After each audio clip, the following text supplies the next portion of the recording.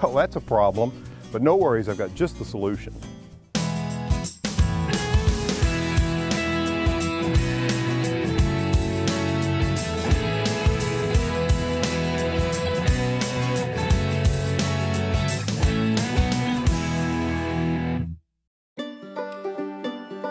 Hi, I'm Alan Smith. Welcome to Garden Style, a show about interesting ways to grow, cook, and design your world. Now, in this episode, we're focusing on problems, common household problems that you see around the home and garden, and we're coming up with some great solutions. In today's show, we'll take a look at some great plants that are known for their usefulness, and I'll show you what you can do with one of your veggies that turns out to be an overly abundant producer. And later, Zach Gibb will show us beautiful design elements that can perform double duty. After the break, I'll show you a fun way to salvage your broken terracotta, so don't go away.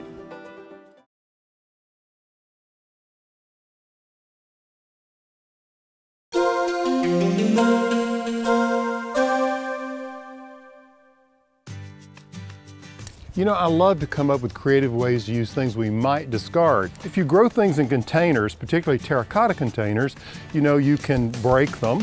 So why would you throw away those broken pieces of shard? They're great for putting in the bottom of containers, but you can also use them in a different way. For instance, I'm taking these broken pieces of a terracotta saucer and using them for name tags in my garden.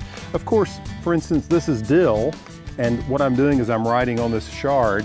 I can write dill, and this variety is fern leaf. So fern leaf goes on that. It's particularly helpful with different kinds of thymes, because there are dozens of different types of thymes. Also basils. And then if you start getting into annuals and perennials, well, you know what I mean. There's all kinds of names that you need to remember there. What I like to do is just take a terracotta shard like this. It's important to wipe it off just with a wet paper towel. You want to make sure that any kind of residue of soil is removed and dust all along the edge here. And I've done these, you can see. So this would be basil, and I'm going to use it for that one, and that's columnar. If you're like me and you have friends who visit your garden and they're very curious about what you've planted, well, by having some of these signs around, they'll know exactly what's planted there.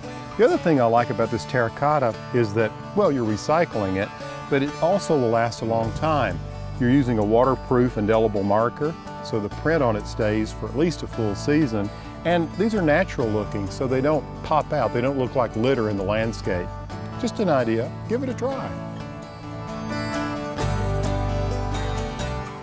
When you have problem areas outside your home, often plants can be the perfect solution.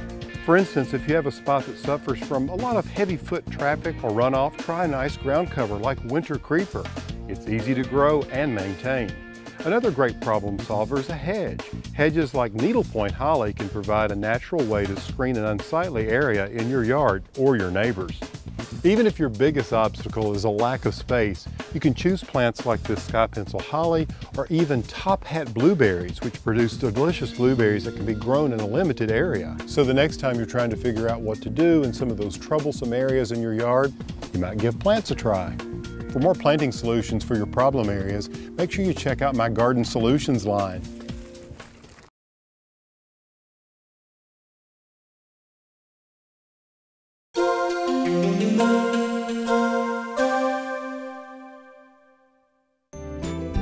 If you love lamb, like I do, I think you're going to find this recipe really easy to do. It's one you can do ahead of time, and it's very flavorful. And it takes advantage of all that mustard in your refrigerator. I don't know about you, but somehow the mustard jars gather over time. With this, you can consolidate everything and use it on the lamb. What I'm doing is I'm starting out with 2 racks of lamb with 8 bones in each one of them, you can see here. Now, what I'm going to do to create this mustard and herb crusted lamb is to take the mustard. In this case, we're going to use a half a cup. And as I mentioned, you can take all those mustards and mix them together. This is a Dijon mustard, but you can have a coarse grain mustard mixed with hot dog mustard mixed with the Dijon mustard. It goes on and on and on. And then what you want to do is take some minced garlic, 1 tablespoon of that, and then 1 tablespoon of fresh thyme leaves. Here we go. And then all of this gets mixed together and it will be applied to the lamb in just a moment. Now, to make this a crusted lamb, we're going to take a cup of Italian breadcrumbs and 2 tablespoons of olive oil. Now what I'm going to do is I'm just going to brown these over medium heat here. There's the 2 tablespoons of olive oil. Just want to get the oil nice and hot. Now you want to make sure that you turn the oven on at 425 because we're going to cook the lamb for about 25 to 30 minutes. A lot of people are intimidated by cooking it, but it's really not that difficult, and you'll see that with this recipe. Okay, I'm ready to add the breadcrumbs. So to really get the crusted effect, what you want to do is you want to brown these breadcrumbs because it'll make the finished product really crispy, which is good. So it's all about the texture here. You can see they're browning nicely. You need to move them regularly like I'm doing here so they don't overcook. All right, I think they're just about done. Time to take them off the heat so they can just cool right here. Look at that beautiful color. And while they cool, we'll turn off the stove. All right, now all the flavors of the garlic and the thyme are blending with the mustard. What you want to do then is take and just add some salt and pepper to the racks of lamb. I'm going to do both sides.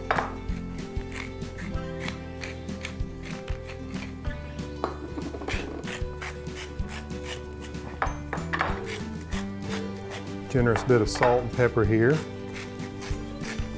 And just kind of rub that in. And now it's just a matter of applying the mustard. What I'm going to do here is take about half of it on this one and about half on this one. Now you can actually marinate this lamb up to 6 hours before you cook it. And what I do is just mix it up and throw these in a freezer bag in the refrigerator. And I really like to just spread the mustard all over it like this, all on both sides. All right, so I've got them both covered in mustard, salt and pepper. And now it's just a matter of taking the breadcrumbs and pressing the breadcrumbs into the top here. So they've cooled off enough. What I'm going to do is just take half of them, apply them here, the other half here, make a really nice crust on them. Plenty of breadcrumbs there. Just press them into the lamb like this, and like that. Very nice, beautiful. All right, and just press the crumbs into the mustard like I've done here.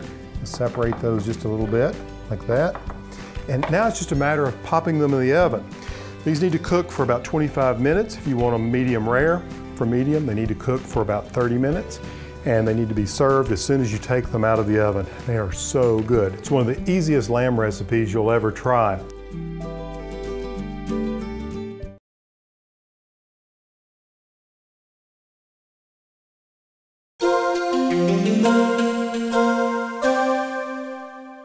Well, Zach, I am so pleased with the transition these draperies have made in the room. They look fantastic. Are you happy with them? Oh, absolutely. The outcome's great.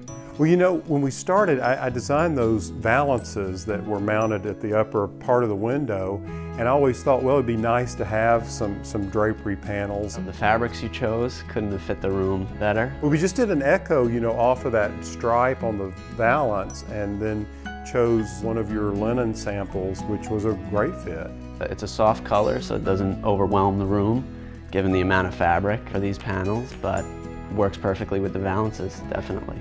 So see, you got the shears mounted as well. They really soften the light coming into the room. Absolutely. The dual treatments that you selected serve a great functionality purpose in this room. During the day when the sun's really beaming in, keep the shears closed, protects your floor, furniture, artwork from fading, filters out the sun so it's not glaring if you're sitting here with friends.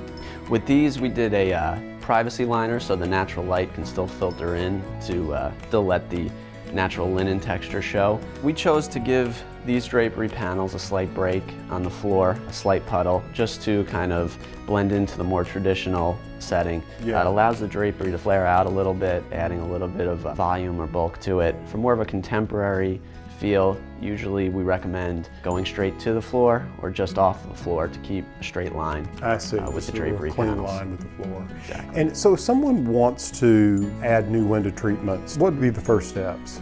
I always suggest first getting samples, hopping online, getting free samples, just to see how the material feels and the colors look.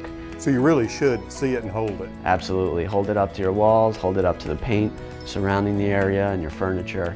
From there, any functionality questions, pleat style questions, etc., give a salesperson a call to really guide you through, because each application does have different features to it. And lastly, get a great installer. Measure twice, install once, I think is the saying. Yes. But a good measurement and a good install really completes the project, which we captured here.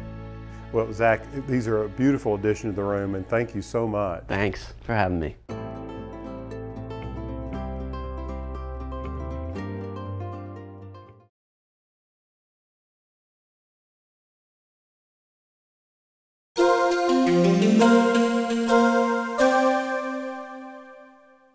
One of the thrilling things for me about growing a few plants in my vegetable garden is the abundance, the amount of vegetables that you can get from just a few plants or a small area. Take, for instance, these peppers. These are cayenne peppers. 12 pounds of peppers picked off of 8 plants in one picking. It's quite an amazing yield, wouldn't you say? But you know, for me, that's a problem because I'm a guy who doesn't like to waste anything. So what am I going to do with all of these peppers? Well, I love pepper sauce.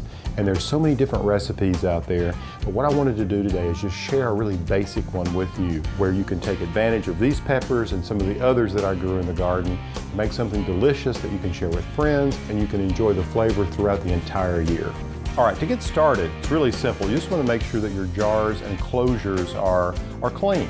What I mean by a closure, that would be the ring and the lid that goes on top of these canning jars. Next, place a rack in the bottom of a boiling water canner and set your jars on top of that. Then add water to the jars until the jars are 2/3 full. Add water to the canner, and then you want to heat this to 180 degrees Fahrenheit, but you don't want it to boil. You see what you're doing here is you're just sterilizing the jars. Now you're going to want to do the same thing with the lids and the rings, so place them in a saucepan and cover them with water and heat them to 180 degrees. Now through this process, you just want to keep the lids and the jars hot until you're ready to use them. Now for the fun part, the recipe. Now you can be creative with this, but I want to share this recipe with you because it really works. And it's because I have these certain peppers in my garden. But just remember, you can come up with any kind of ratio you like. It depends on how much heat you like with your pepper sauce. So what I'm doing here is I'm taking some cayenne peppers, here they are. You can see we have lots of them. And I have a generous 2-cup portion here, and I've just coarsely chopped these, almost just cut them in half. And then this is the hot cherry pepper. You can see those here, beautiful. I've got 3 cups of those. And then this is the mildest of the peppers. This is a banana pepper, and I have 6 cups of banana peppers. So you can see the colors here are really quite beautiful. Now the other part of this recipe is the solution, the vinegar solution that you pour over them. You see I use 6 cups of vinegar, 2 cups of water, and 3 cloves of crushed garlic. You see what happens is the garlic infuses into this water and vinegar solution. Gives it a nice little touch. And then what we're going to do is we're going to pour that over these peppers and fill up the jars. So you'll see in here that it's really hot and steamy, just the way it's supposed to be. And what I'll do is I'll take these jars out one at a time, this handy jar holder. Be careful because it's really hot. You just want to pour the water out of them and then place them over here like this, one at a time. All right, there's the last jar, okay? Now, what we want to do is we want to take these peppers and pack them in. And if you want to, when you're working with peppers, you can use these gloves. It's handy because they're really hot and you don't want to rub your eyes. At this point, I'll handle them because it's just easier. But what I'm going to do is just add a few the cayenne. And basically what you're trying to do is pack them in, pack as many of them in as you can. I like to distribute them equally. Okay, I'm going to save a few for maybe the top. Now I'm going to add some of these beautiful banana peppers.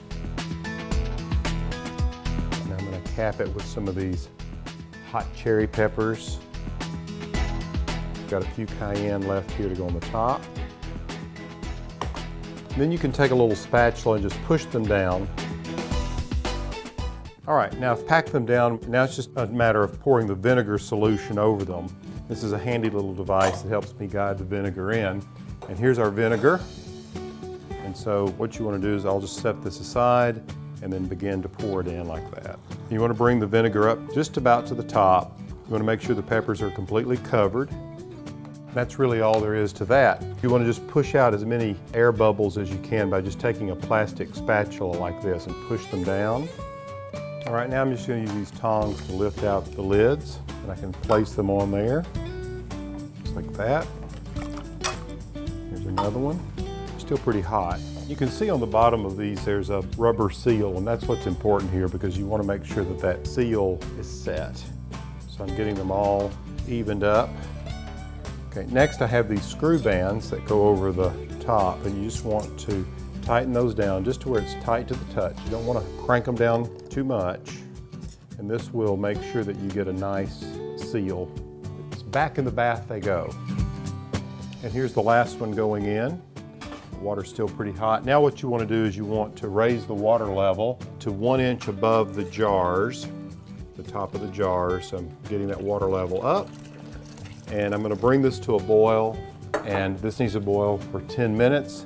Then I can turn the heat off and I can set the jars out. So here we go.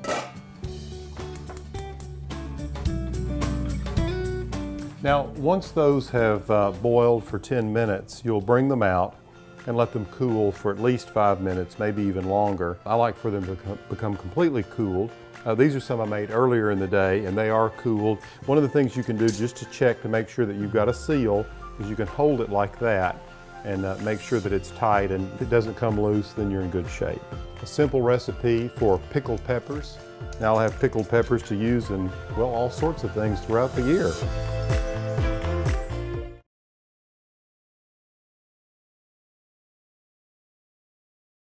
Well, we've had a lot of fun today. I hope you've enjoyed it as much as I have, and thanks for joining me. And I hope along the way you've picked up some solutions that will help you better grow, cook, and design your world. For Garden Style, I'm Alan Smith.